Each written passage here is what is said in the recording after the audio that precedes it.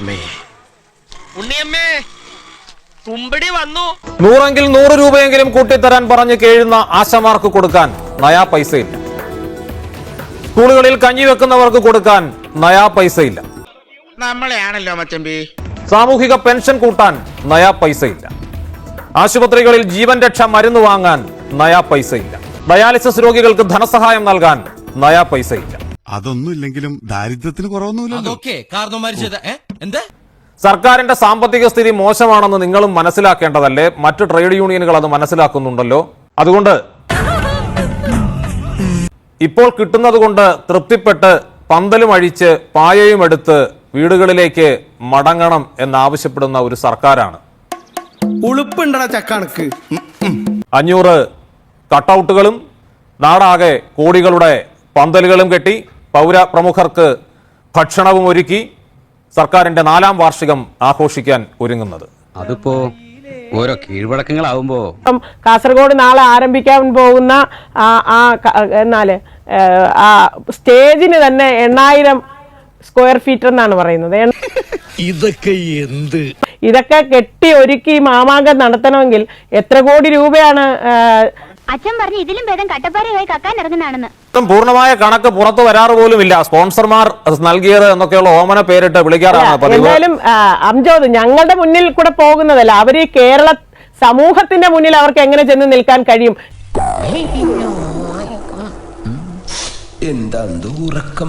മുഴുവൻ ഇനി അങ്ങോട്ട് കാണാൻ പോകുന്നത് പിണറായി വിജയന്റെ പൂർണ്ണകായ രൂപങ്ങൾ, തല മാത്രമുള്ള ഇഷ്ടം പോലെ പ്ലക്കാർഡുകൾ, ബാനറുകൾ, ഹോർഡിങ്ങുകളൊക്കെ നിറയുകയാണ്. എന്തോ കുത്തി പറയുന്ന പോലെ എനിക്ക് ഫീൽ ചെയ്യുന്നുണ്ട് കേട്ടോ.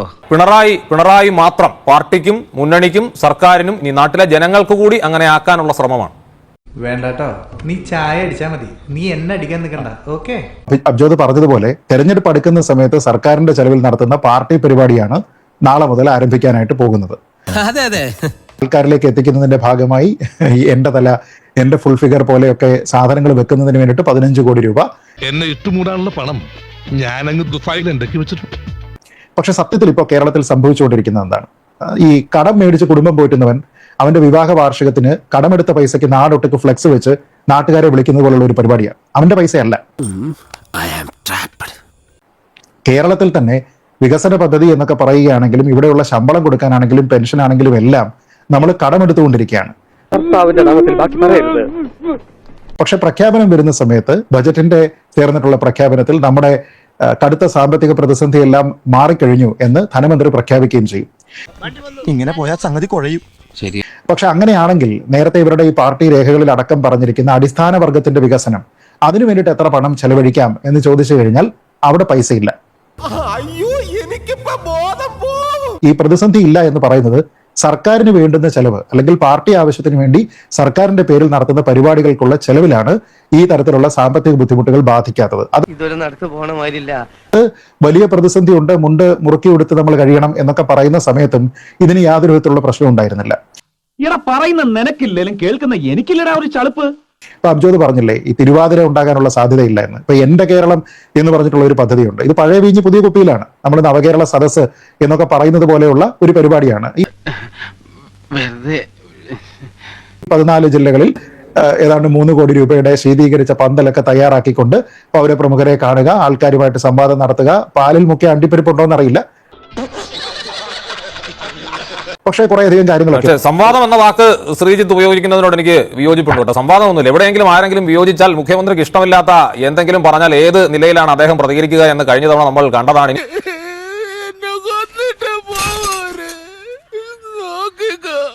ഏതെങ്കിലും അവതാരക വന്നിട്ട് എന്തെങ്കിലും പറയുന്നത് ഇഷ്ടപ്പെട്ടില്ലെങ്കിൽ എമ്മാതിരി കമന്റ് ആണ് വരിക എന്ന് നമ്മൾ കണ്ടതാണ്. അതുകൊണ്ട് സംവാദം ഒന്നും നടക്കില്ല.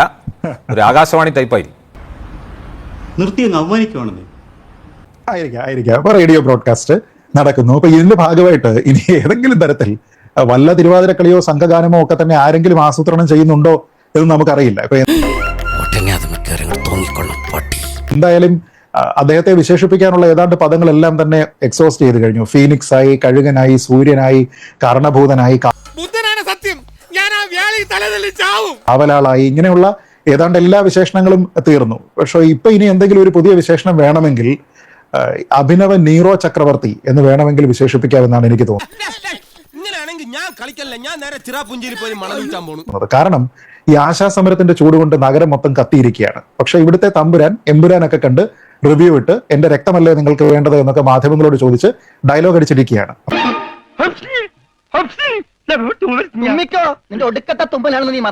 ഇവിടെ അടിസ്ഥാന വർഗത്തിന്റെ വികസനത്തിന് എന്താണ് വേണ്ടത് എന്നതിനെ പറ്റി യാതൊരു ധാരണയുമില്ല.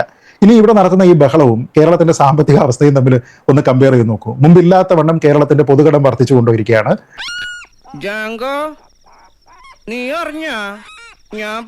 ആദിവാസി കുട്ടികളൊക്കെ സ്റ്റൈഫൻഡ് ലഭിക്കാതെ പഠനം നിർത്തി പോകുന്ന അവസ്ഥയാണ്. ഒരു കുഴപ്പമില്ല, സന്തോഷമുള്ള മക്കളെ, സന്തോഷായി. ഇത്ര ബുദ്ധിമുട്ടിൽ സംസ്ഥാന സർക്കാർ ഇരിക്കുമ്പോൾ, അടിസ്ഥാന വർഗത്തിലുള്ള ആൾക്കാർ ഇത്ര ബുദ്ധിമുട്ട് അനുഭവിക്കുന്ന സമയത്ത് മുഖ്യമന്ത്രിയുടെ പ്രൈവറ്റ് ഈഗോ സാറ്റിസ്ഫൈ ചെയ്യുന്നതിന് വേണ്ടിയിട്ട് പബ്ലിക് ഫണ്ട് ചെലവഴിച്ചിട്ടുള്ള ഒരു പരിപാടിയാണത്. സത്യമാണെങ്കിലും എനിക്ക് അംഗീകരിച്ചു കൊടുക്കാൻ പറ്റുമോ? ഞാൻ മനസ്സിലാക്കുന്നത്, അല്ലെങ്കിൽ എനിക്ക് സർക്കാരിനോട് പറയാനുള്ളത്, ജനാധിപത്യത്തിന് വേണ്ടത് ഉത്തരവാദിത്തമാണ്, അല്ലാതെ ധാരാളിത്തമല്ല. ഇവിടെ നടക്കുന്നത് ധൂർത്താണ്, ധാരാളിത്തമാണ്. സർക്കാരിനെ സംബന്ധിച്ചിടത്തോളം കടമെടുത്ത് കൂട്ടുന്ന പണം ഏതെങ്കിലും രീതിയിലത്തേക്കുള്ള ഒരു റവന്യൂ മാർഗം, ഒരു വരവുണ്ടാകുന്ന രീതിയിലത്തേക്കുള്ള നിർമ്മിതിക്ക് ഉപയോഗിക്കുന്നില്ല. മറിച്ച് ദൈനംദിന ചെലവുകൾക്ക് വേണ്ടിയിട്ട് മാത്രം ചെലവഴിക്കുന്നു. അതിനപ്പുറത്തേക്ക് വരുന്നത് എന്തിനാണ്? ആഘോഷങ്ങൾക്കാണ്. ഇവിടെയുള്ള ജനങ്ങൾക്ക് ഉപകാരപ്രദമായിട്ടുള്ള എന്തെങ്കിലും പദ്ധതി ഈ കഴിഞ്ഞ 4 വർഷം അല്ലെങ്കിൽ 9 വർഷം ചെയ്തിട്ടുണ്ടെങ്കിൽ അതിനെക്കുറിച്ച് ജനങ്ങളോട് പ്രത്യേകം പറഞ്ഞു കൊടുത്തിട്ട് വേണം അവർ മനസ്സിലാക്കാൻ.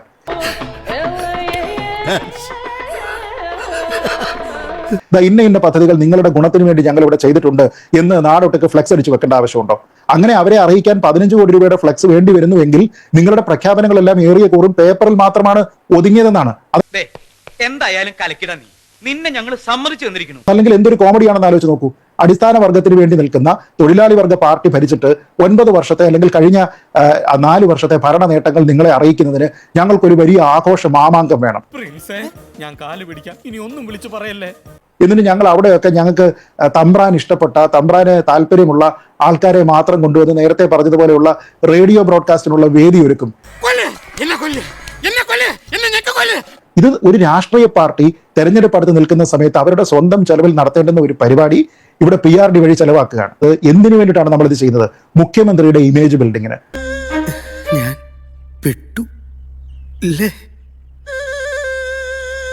പ്രതിച്ഛായ നിർമ്മിതിക്ക് വേണ്ടി പാവപ്പെട്ട ആൾക്കാർ ഉപയോഗിക്കുന്ന ഈ സമരത്തിൽ കിടക്കുന്ന ആശാവർക്കർമാരും 10 രൂപയുടെ ബ്രെഡ് മേടിക്കുന്ന സമയത്ത് അതിൽ നിന്നുൾപ്പെടെയുള്ള സ്റ്റേറ്റിന്റെ കമ്പോണന്റ് ആയിട്ടുള്ള ടാക്സിന്റെ പണം അത് ഉപയോഗിച്ചുകൊണ്ടാണ് ഇനി ഈ പറയുന്ന തേരൊക്കെ തന്നെ നേരത്തെ പറഞ്ഞതുപോലെ രാജവീഥികളിൽ കൂടി ഉരുളാൻ പോകുന്നത്.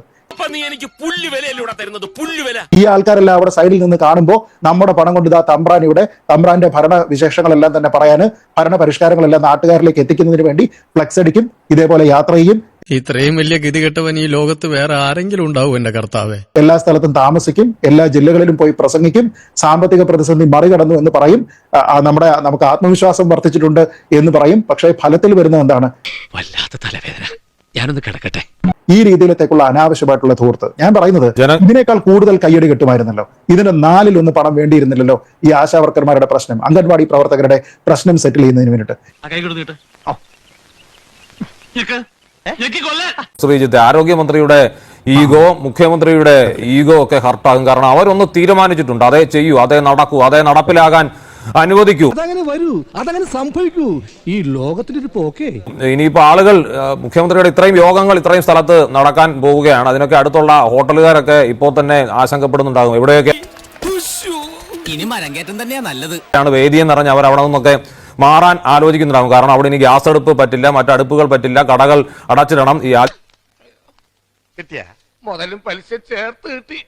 ആരും കണ്ടില്ല. തൽക്കാലം ഇത്രയും മതി. വരട്ടെ.